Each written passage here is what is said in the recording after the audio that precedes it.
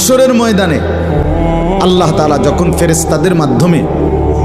আগুনের শিকল দিয়ে টেনে জাহান্নামকে হাসরের মাঠে এনে দাঁড় করাবে, মনে করেন এখানে আইনা রাখবে, আমরা সবাই তাকাবো, এরকম হাসরের মাঠে যখন জাহান্নামকে আনা হবে, এই জাহান্নামের দিকে এক নজর তাকাইয়া হাসরের ময়দানের সমস্ত নাফরমান পাপী বেঈমান আবারও বলবে আল্লাহর কাছে, রব্বানা আখিরনা ইলা আজালিন করিব, আল্লাহ একটু সময়ের জন্য দুনিয়াটা আবার ফেরত দেন, হায়াত আবার ফেরত, সময়গুলো আরেকবার দেন, আরেকটু সময় দেন, নুজিব দাওয়াতাক, আপনার সব কথা তখন মেনে নেব, অনাত্তাবিউর রসুল, আপনার রসুলদের আনুগত্য করব। আল্লাহ বলবেন না, না বান্দা,